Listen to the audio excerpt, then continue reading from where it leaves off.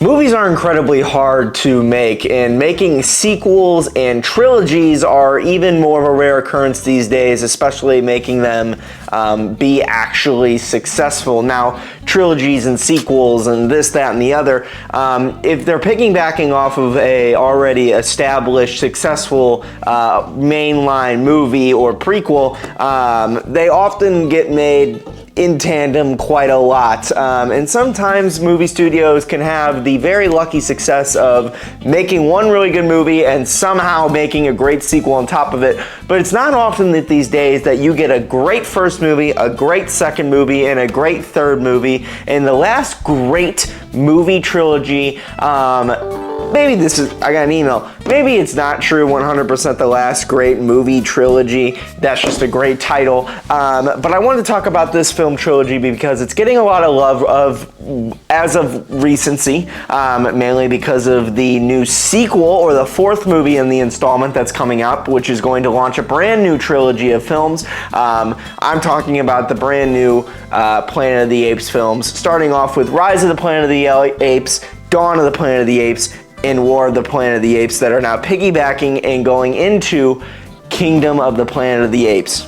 Hello everybody, welcome to a new episode of Ian Talks. Hopefully you enjoyed the last episode where we talked about Kendrick Lamar, and hopefully you enjoyed today's episode where we're going to be talking about the Planet of the Apes trilogy.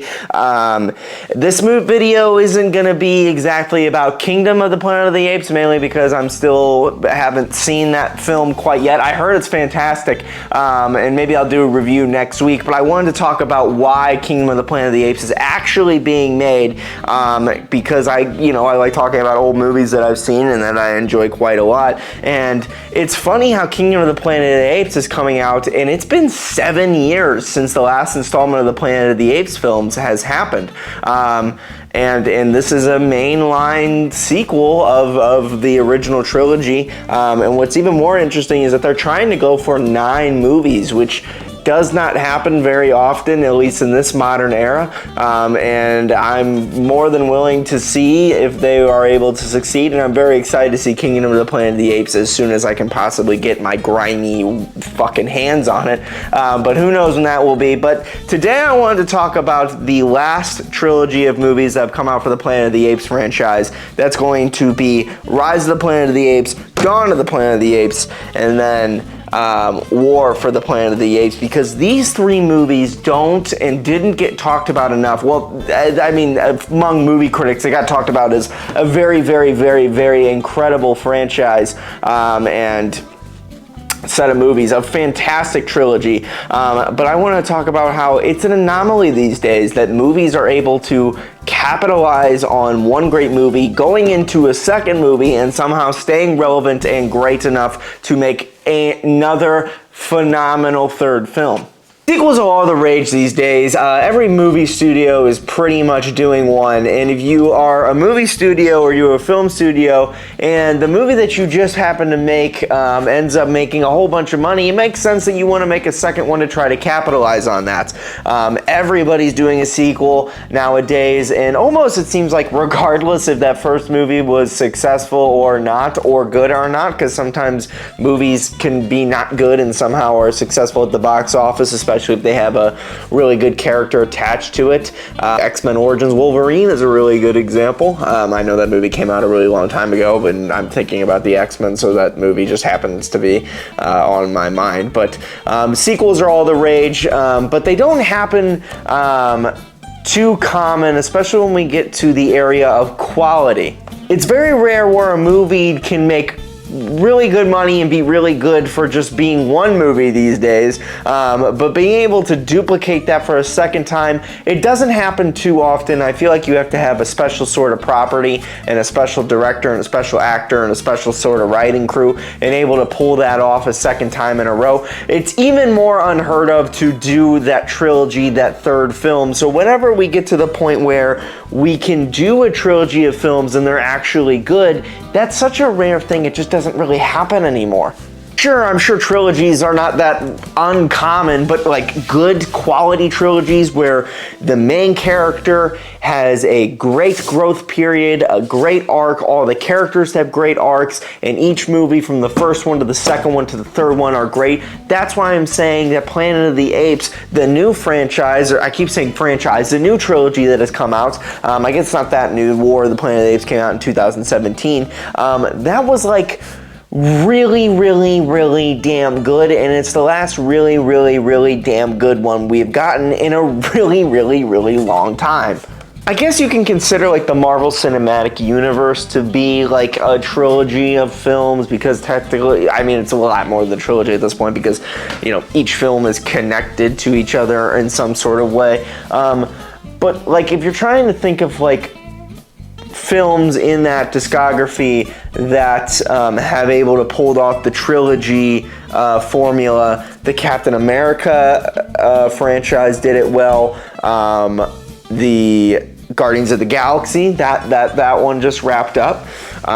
In my opinion, the Spider-Man trilogy did not fulfill the requirements of having all three movies being great. I thought they were fine, but not like peak. Iron Man 3, I mean, people give Iron Man 3, you know, a lot of shit, so I don't think the Iron Man trilogy lived up to it. The Thor one, Thor 2 is not a good movie, so Thor didn't live up to it. I'm just saying, like, making one good movie is really hard these days. Making two good movies is almost impossible, and making three really great, phenomenal movies is unheard of. At least in today's standards, that used to not be the case.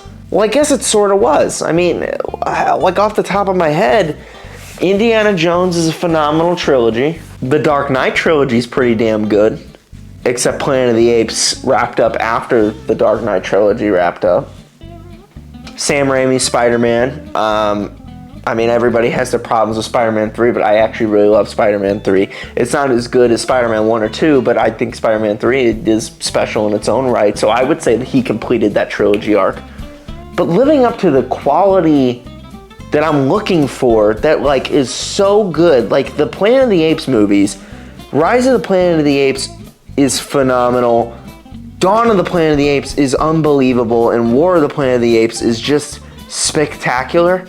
And I've said this a million times, and whenever, like, what the words I'm going to come out of my mouth next, you're going to listen to it and you're going to think, yeah, no shit, dummy. But in order to make a really good trilogy, I feel like throughout the entire thing, you should keep the same director and you should keep the same cast, or you know, the same main character, which of course it would be that trilogy. But the director here in the Planet of the Apes films, this new trilogy, was very important. Matt Reeves is absolutely phenomenal.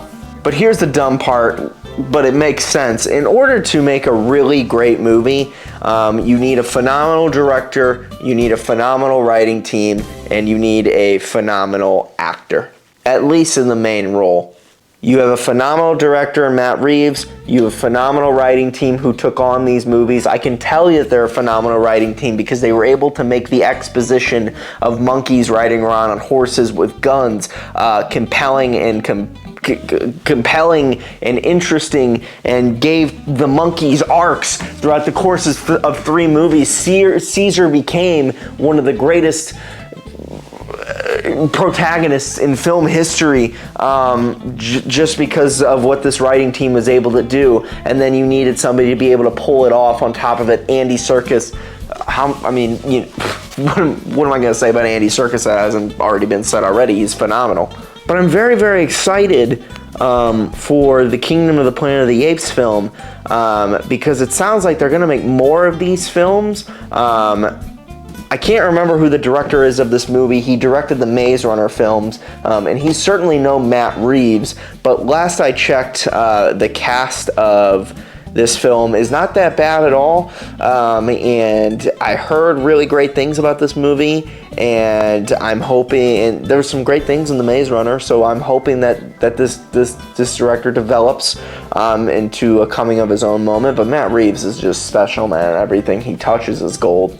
And it sounds like this is their new trilogy, and they're gonna make even more on top of 3. And that's when I get nervous, is whenever you start talking about, you know, like looking that far in advance. Let's worry about making one good movie first. But what I've heard is that this movie is really, really good.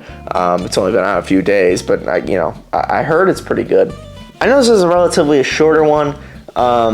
Mainly because it's just not that much of a talking subject. It's more of just talking about how great the Planet of the Apes films are, and how they were able to accomplish with not that much to go off of. The Planet of the Apes franchise has been around since, I believe, the 60s, maybe the 70s, 60s for sure, right?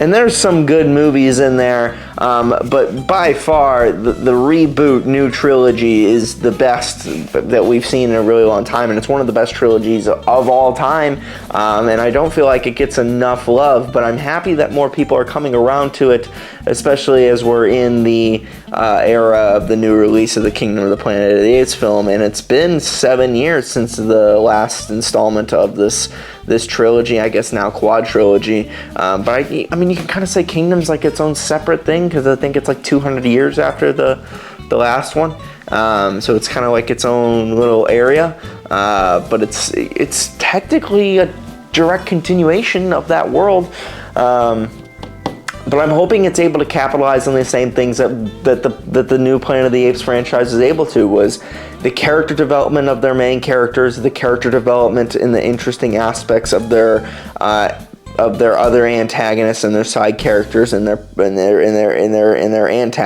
other protagonist side characters, and then making compelling antagonists. And what I've been able to see, Proxima Caesar is very interesting. It's all over my TikTok feed, but I'm very intrigued to see what they do with this film.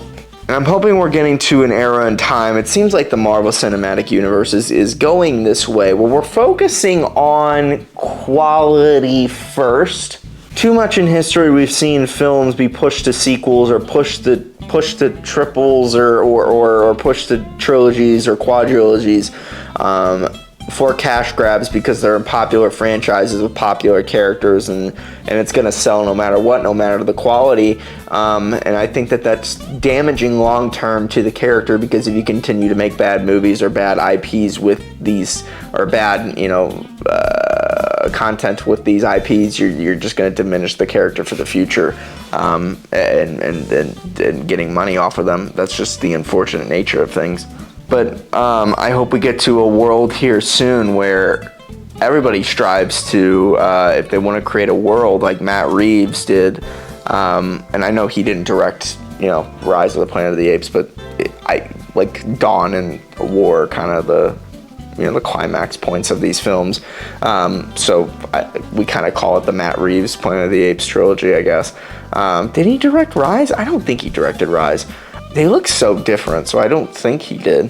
But I'm hoping we get to the point in time where if a first movie, an original movie is successful and there's still more story to tell there, I hope we look at that aspect to see if it warrants a sequel or a trilogy. Like I made the Happy Gilmore video not too long ago, and I know I'm rambling, but this is Ian Talks, where I said that Happy Gilmore getting a sequel is really fun to me because it's a love letter to the original, and it's been so long since, and it should just be taken as a moment to have fun with characters that we haven't seen in a really long time and actors that we love. But in most cases, I think that if you make a successful movie, and you've been greenlit for a sequel, you should come to a few points. Is there more story to tell there? Do we have an intriguing character arc? And do we have a good director, actor, and writing team to continue the story? Because if you're just doing it for a cash grab and you're not looking to put any quality into it, what are we doing here? This is just a rambling video. It's mainly because I've recorded this once already, and my microphone died, and I've already recorded a lot of videos today, and I'm sort of tired. And I've been editing a lot, and I played golf in the rain. It started pouring rain on like hole 1, but I was already wet. So I just decided to play in the rain for 4.5 more hours. But I'm tired, if you have been able to tell. But yeah, drop your favorite trilogy in the comments below. What's the greatest movie trilogy ever? Or what are some of the greatest movie trilogies ever? The Dark Knight ones, for sure. Indiana Jones. Planet of the Apes. The original Star Wars trilogy? Probably. I mean, they're all great. A New Hope, Empire Strikes Back, Return of the Jedi, they're all great. The Raimi Spider-Man trilogy. Guardians of the Galaxy. Those are the ones off the top of my head. But yeah, drop them below. Hope you enjoyed sitting with me for this episode of Ian Talks, where we just ramble. And let me know how Kingdom of the Planet of the Apes is. Don't put any like spoilers or anything, because that's a dick move. But let me know if you liked it. I'm intrigued. I'll see it. I'm probably gonna see it here the day this video comes out. But yeah, I need to go to bed. So adios, everybody. Bye.